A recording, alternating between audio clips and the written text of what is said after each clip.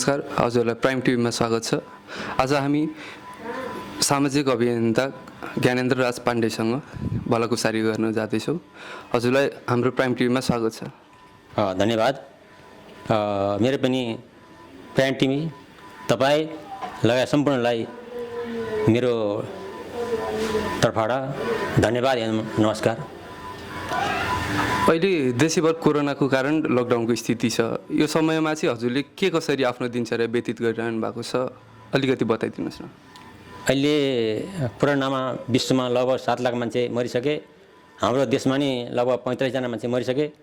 त्यही हामी हिजो 14 वर्षदेखि सरसफाइ अभियान, वातावरण सम्बन्धी अभियान चलाइरहेका थियौँ। लगभग हाम्रो 2 महिनादेखि रोकियो। अहिले पनि हामी यही वातावरण सम्बन्धी अभियान चलाइरहेका छौँ। आज प्लास्टिकमा आगो लगायो भने थुप्रै क्यान्सर रोग लाग्छ, सबैलाई थाहा भएको कुरा हो। त्यही धुवाको कारणले, त्यही प्रदूषणको कारणले, अनेकको कारणले आज संसारमा कोरोना रोग फैलिएको छ। हामी जबसम्म म परिवर्तन हुन सक्दिनँ तबसम्म मैले समाज परिवर्तन गर्न सक्दिनँ। किन भन्दा हामी संसार परिवर्तन गर्ने कुरा गर्छौँ, म आफू परिवर्तन हुन्न। त्यही कारणले पनि आज कोरोना रोग लागेको हो जस्तो मलाई लाग्छ।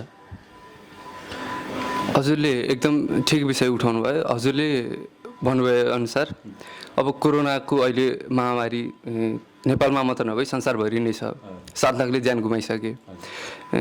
यसै क्रममा हजुरले चाहिँ जोड्नुभयो कि अब सरसफाइ सम्बन्धी पनि कोरोनासँग लगेर हजुरले जोड्नुभयो।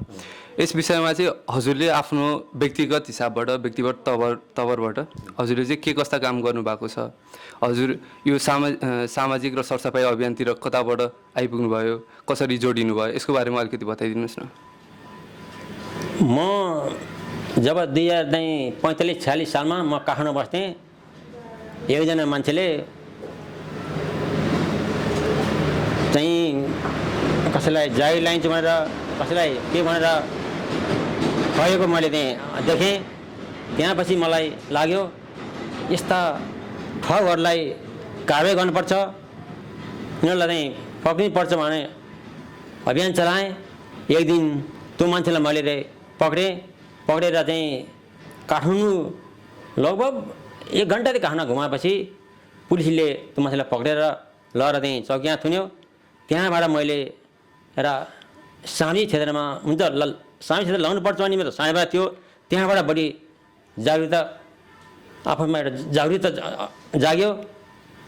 अनि त्यहाँपछि लगातार स्कुल, विभिन्न सङ्घ संस्था, क्यान्सर पीडित, मृगला पीडित व्यक्तिलाई सकिन्छ आफैले सहयोग गर्ने, सकिन्न भने अरूबाट सहयोग लिएर पनि उहाँहरूलाई सहयोग गर्दै आइरहेको छु। जब 2063 सालमा पुसमा म टोलको अध्यक्ष भएँ। अनि मैले जहाँसुकै देखेँ बाटामा कहीँ कुहिने फोहोर, कहीँ नकुहिने फोहोर, ओहो यसले फोहोरले गर्दा हामीलाई अनेक थरी रोग लाउँछ। अब यो अभियान हाम्रै टोलबाट सुरु गर्नुपर्छ भनेर मैले अभियान सुरु गरेँ। महिनाको एकचोटि टोलका साथीहरू जम्मा गर्ने, म चाहिँ डेली अनुमान गर्ने र बाटामा फोहोर देखे टिप्ने। त्यहाँबाट सरसफाइ अभियान सुरु गरेको। म सरसफाइ अभियानमा चितवन जिल्लाको हरेक ठाउँमा पुगेको छु। उता झापा, विराटनगर, कन्याम, हेटौँडा हुँदै त्यहाँ पनि म पुगिरहेको छु। हजुरले सुरुमा चाहिँ 63 सालतिर चाहिँ टोलको अध्यक्ष भयो भन्ने कुरा गर्नुभयो। भनिसकेपछि अब समस्या त थुप्रै आउँछन्। अब मान्छेलाई सम्झाउन पनि सबैभन्दा गाह्रो भनेको मान्छेलाई सम्झाउनको लागि हो। भनिसकेपछि यो अवस्थामा चाहिँ हजुरलाई आएका अल्झनहरू, आएका दुविधाहरू, अब आफ्नो गाउँठाउँमा भने पनि आफ्नै दाजुभाइले पनि नमान्ने अथवा तैँले सिकाएर हुन्छ र भनेर भन्ने जस्ता खालका कुराहरू पनि आयो होला। यो अवस्थाहरूबाट चाहिँ हजुर कसरी पार गर्नुभयो र यो अवस्थामा आइपुग्नु भयो, बताइदिनुहोस् न। सुरुमा चाहिँ त्यो आउने स्वाभाविक हो। मान्छेले एकैचोटि केही पनि चाहिँ बुझ्दैन। जब बच्चा जन्मिँदाखेरि उसले केही पनि थाहा हुन्न। जब मान्छे बढ्दै जान्छ त्यो चेतना भनेको नि त्यही कुरा हो। जब मैले अभियान चलाउँदै गएँ, हिजो कहीँ मान्छेहरूले मलाई पागल नि भने, खाते नि भने। आज तिनी मान्छेहरूले ओहो तपाईँले त राम्रो काम गर्नुहुन्छ उहाँले भन्नुभयो। यही टोलले मलाई पनि नगरपालिकाबाट फर्स्ट भएर 30,000 पछि लागेको कारणले यो टोलले मलाई सम्मान गर्यो। परिवर्तन भनेको आफूबाट सुरु गर्नुपर्छ, तब मैले आफू परिवर्तन भयो भने संसार पनि परिवर्तन गर्न सक्छु भन्ने धारणा मलाई लाग्यो। अनि साथीहरू, भाइ, इष्टमित्र, छरछिमेक सबैले मलाई त्यहाँबाट सहयोग गर्नुभएको छ। अहिले हाम्रो जिल्लामा, चितवन जिल्लामा हेर्ने हो भने ज्ञानेन्द्रराज पाण्डे अर्थात् सरसफाइ अभियन्ताको रूपमा एउटा छवि हजुरको बनिसकेको छ। आज फर्केर हेर्दाखेरि 63 सालदेखिको अहिलेसम्मको हजुरको जुन एउटा यात्रा छ, जीवन यात्रा, यसलाई चाहिँ हजुरले कसरी निहाल्नुहुन्छ? म त्यसलाई सामाजिक क्षेत्र सरसफाइमा नलाग्यो भए आज ज्ञानराज पाण्डे भन्ने को हो, कस्तो मान्छे हो भने यो समाजले, यो जिल्लाले मलाई चिन्न सक्ने थिएन।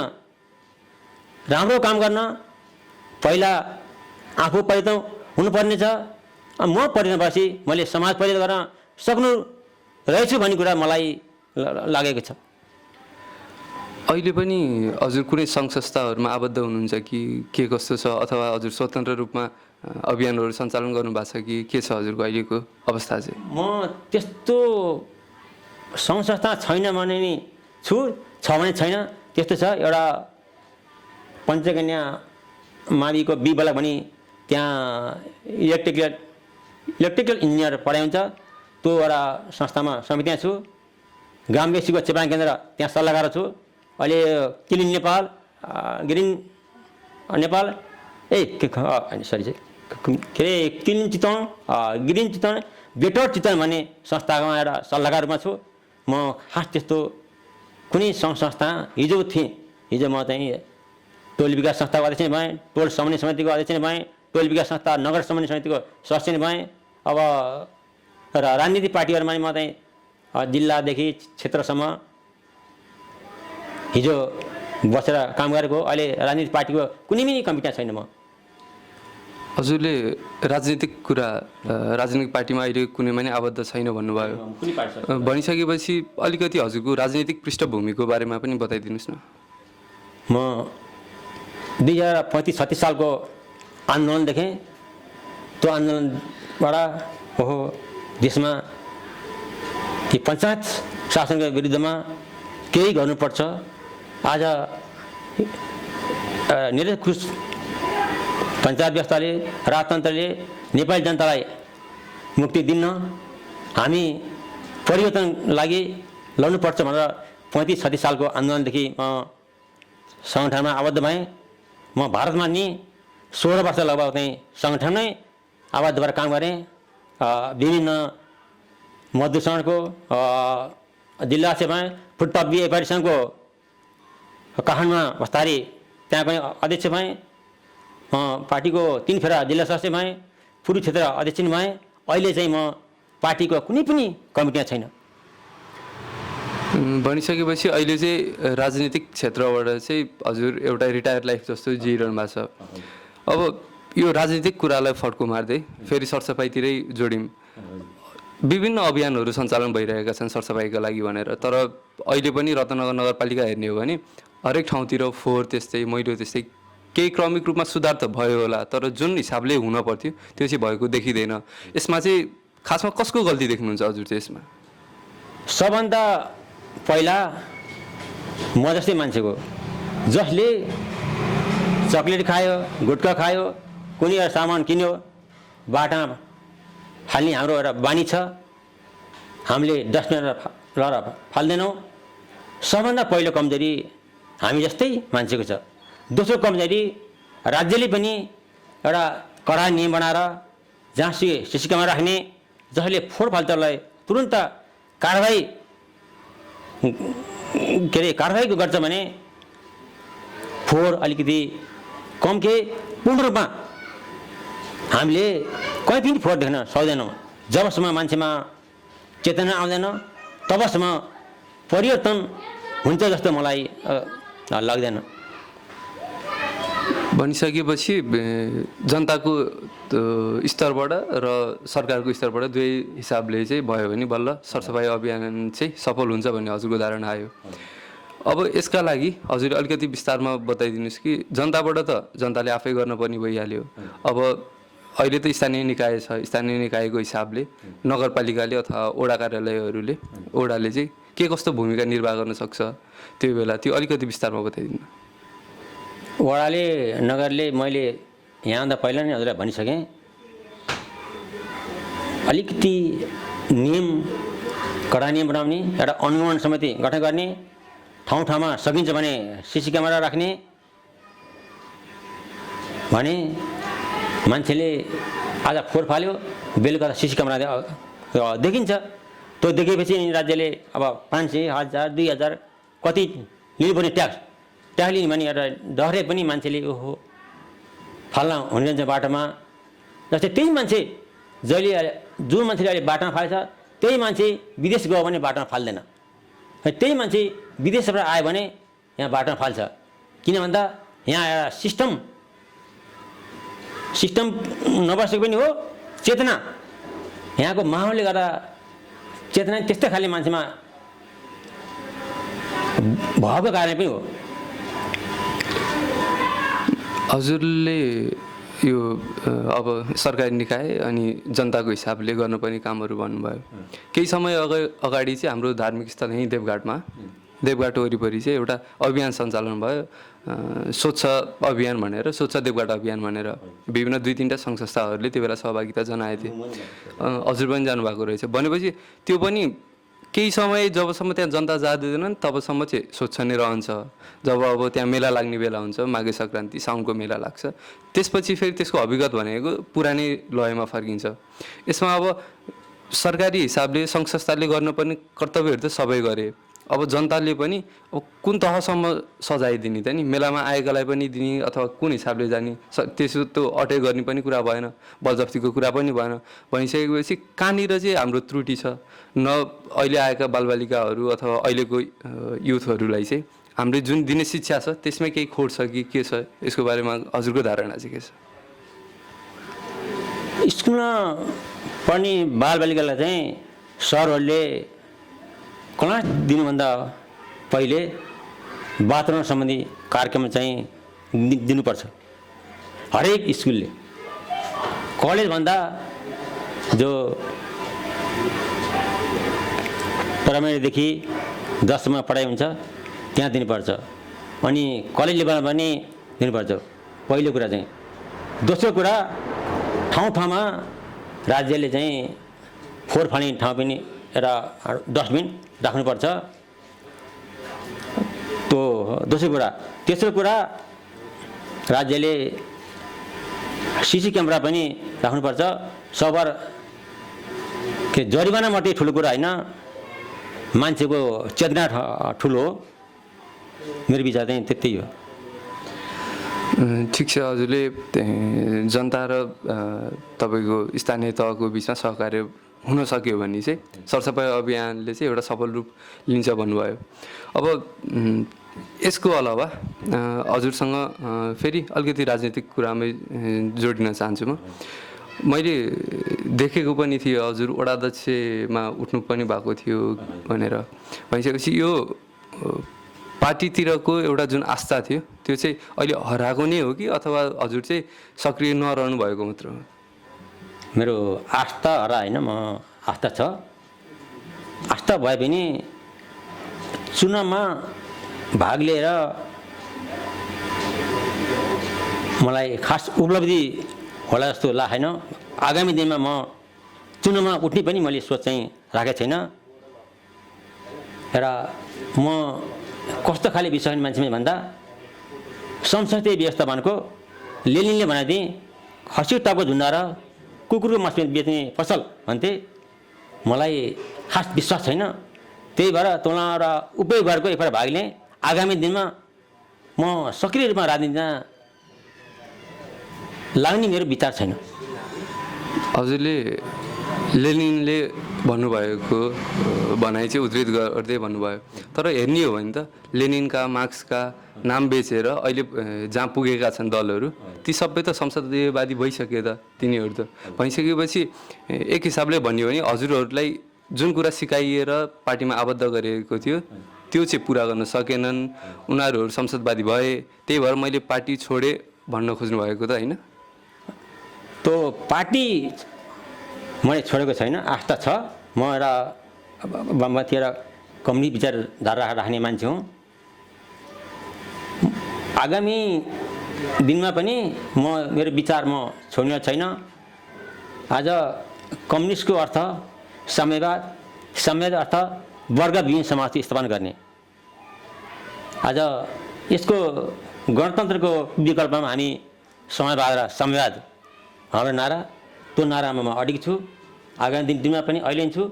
भए तापनि म यस्तै अवस्था रह्यो भने म पार्टीमा सक्रिय भएर म लाग्नेवाला छैन। भनिसकेपछि पछिल्लो राजनीतिक घटनाक्रम हेर्दा चाहिँ हजुरलाई चित्त बुझेको छ कि छैन त? प्रश्न बताइदिनुहोस् न। वास्तवमा हिजो जनताले के चाहेर आन्दोलन गरे, के भयो त्यो सोचे जस्तो भएको छैन। नभएको कारणले पनि थुप्रै म जस्ता मान्छेहरू अहिले सक्रिय होइन, निष्क्रिय छन्। सबैलाई थाहा छ कम्युनिस्ट भनेको एउटा सभावर्ग पार्टी हो जसले देश र जनताको परियोजना लड्नुपर्छ, जसले भ्रष्टाचार गर्नुहुन्न, अरूलाई ठग्नुहुन्न, ढाट्नुहुन्न। आज कम्युनिस्टमा वर्गीय माया हुनुपर्छ भनेर म जस्ता थुप्रै मान्छेहरू लागे। आज त्यो भनेको भनाइअनुसार जनताले नपाएको कारणले थुप्रै मान्छेहरू आज निस्किँदै छन्। म पनि अहिलेको अवस्थामा त्यही कारणले म अहिले सक्रिय छैन, निष्क्रिय छु। मैले पार्टी चाहिँ छोडेको छैन, कुनै पनि पदमा छैन मैले पार्टीको। हजुरले अब यो राजनीतिक पृष्ठभूमिको बारेमा अलिकति बताइदिनु भयो र पछिल्लो राजनीतिक घटनाक्रमको बारेमा पनि हजुरको धारणा बताइदिनु भयो। अब यसको अलावा यही सरसफाइ अभियानको बारेमा कुरा गर्ने भने छिमेकी मुलुक भारतमा जब मोदी पहिलोपटक प्रधानमन्त्री बनेर आए त्यो बेला चाहिँ भारत स्वच्छ अभियान भनेर उनले त्यो बेलाको एउटा कार्यक्रम सञ्चालन गरे। कति सफल भयो कति असफल भयो त्यो अलग पाटो भयो, तर जुन सरकारी तवरबाट जुन एउटा प्रयास भएको थियो त्यो चाहिँ प्रशंसा गर्न लायक नै थियो। तर नेपालमा हुन चाहिँ भयो, गठन पनि भयो, तपाईँको सरसफाइ आयोग सरसफाइ गर्ने भनेर समिति पनि बनाइयो, तर त्यो चाहिँ खोइ कता गयो जस्तो एउटा अनुभव भइरहेको छ। देखिने तरिकाले कति पाटो सफल होला कति नहोला त्यो अलग थियो, तर घोषणा गरेको केही समयपछि नै तपाईँको त्यो समिति नै निष्क्रिय जस्तो भयो। यसमा चाहिँ हजुर के देख्नुहुन्छ? यो अब सरकारी हिसाबबाट नै गलत कदम उठेको थियो या नेपालमा इन्डियामा जस्तो यहाँ सफल हुन सक्दैन भने हजुरलाई चाहिँ के जिज्ञासा छ? त्यो इन्डिया र नेपालमा कारण चाहिँ उस्तै होला। तैपनि समाजका कमजोरी चाहिँ मैले हजुरलाई पहिले भने कमजोरी हाम्रो हो। हामीले कुनै पनि कार्यक्रम गर्न सुरु गर्छौँ, कसैले 6 महिना छोडेछन्, कसैले 2 वर्ष छोडेछन्, कसैले 4 वर्ष छोडेछन्। हामीले निरन्तरता दिन नसक्नुको कारण पनि हो। उता राज्यको पनि नियम कानुन अलिकति कडा नभएको कारण पनि हो जस्तै मलाई लागेको छ। भनिसकेपछि राज्यको तवरबाट राज्य असफल भयो सरसफाइ गर्नको लागि अथवा वातावरण मैत्री हुन सकेन भन्ने भन्नुभयो। पछिल्लो घटनाक्रम हेर्दाखेरि चाहिँ विद्युतीय सवारी साधनहरूमा चाहिँ जुन हिसाबले कर बढाइयो यो हिसाबले त सरकार त वातावरण मैत्री देखिँदैन। अब इन्धनहरू डिजल पेट्रोल प्रयोग गरेर चल्ने सवारी साधन भन्दा कम लगाउन पर्ने, तर त्योभन्दा बढाएर चाहिँ 81 बढाइयो सवारी साधनमा। भनेपछि यो कदमलाई चाहिँ हजुर कसरी लिनुहुन्छ? अब मेरो विचारमा चाहिँ इन्धन लिएर प्रदूषण फैलाउँछ, इन्धनको प्रयोग चाहिँ गर्नुहुन्न। विद्युतीय तरिकाबाट चाहिँ कुनै पनि सवारी साधन चलाउनु पर्छ भन्ने मेरो धारणा छ। हजुरले अब एउटा प्रष्ट कुरा के बताइदिनुहोस् भने एउटा आम नागरिकको हिसाबले एक सर्वसाधारणको हिसाबले एउटा भूमिका एउटा हजुरको सरसफाइको लागि लिएर तपाईँको वातावरण मैत्रीदेखि लिएर हरेक दृष्टिकोणले चाहिँ उपयुक्त हुने स्टेप वाइज बुदागत चाहिँ के गर्ने एउटा सर्वसाधारणको हिसाबले के गर्दा चाहिँ उपयुक्त होला? वातावरण सम्बन्धी कुरा गर्दाखेरि सबभन्दा पहिला म सरसफाइ हुनु पऱ्यो। मैले नङ काट्न पर्ने कि दिनदिन नुहाउनु पऱ्यो। आफ्नो घरबाट आफ्नो घरमा किचन सफाउनु पऱ्यो, टोयलेट बाथरुम सफाउनु पऱ्यो, अनि त्यहाँपछि आफ्नो घर पुरा सफाउनु पऱ्यो, अनि टोल सफाउनु पऱ्यो, अनि नगर सफाउनु पऱ्यो, अनि जिल्ला सफाउनु पऱ्यो, अनि प्रदेश सफाउनु पऱ्यो, केन्द्रीय सफाउनु पऱ्यो। बल्ल हामी एउटा अन्तर्राष्ट्रिय पनि सफाइ वातावरण चलाउन सकिन्छ। जाँदै अब हजुरको समय पनि दिनुभयो। हजुरले राजनैतिक पृष्ठभूमिको बारेमा र सरसफाइ अभियानको बारेमा सबै कुरा जानकारी दिनुभयो। जाँदै एउटा सर्वसाधारणले गर्नुपर्ने कर्तव्यदेखि लिएर दायित्वसम्म र एउटा स्थानीय निकायले गर्नुपर्ने दायित्वहरूको बारेमा अहिले भइरहेको अवस्थामा हजुर सन्तुष्ट हुनुहुन्छ कि हुनुहुँदैन? हुनुहुन्छ अथवा हुनुहुँदैन भने के कारणले चाहिँ हजुर सन्तुष्ट हुनुहुन्न भनेर बताइदिनुहोस् न। स्थानीय निकायले गर्दै नगरिकन काम त गरेछ। भए तापनि हिजो जो घोषणापत्र अनुसार त्यो लेखे त्यो काम अहिलेसम्म पूर्ण भएको छैन। हुन त अझै 2 वर्ष बाँकी छ। मेरो धारणा सफल होस् मेरो हुन त कामना हो। अरू खास मेरो भनाइ त्यसमा केही पनि छैन। हुन्छ, हजुरले हामीलाई हजुरको समय दिनुभयो, यसको लागि धन्यवाद हजुरलाई। हजुर पनि धन्यवाद। के अरे प्राइम टेलिभिजन तपाईँ क्यामेराम्यान सम्पूर्णलाई मेरो आवाज संसारभर एउटा बुलन्द गर्ने मौका दिनुभएकोमा आभार व्यक्त गर्दै तपाईँहरूको टिमलाई धन्यवाद एवं नमस्कार गर्न चाहन्छु। हस्त नमस्कार।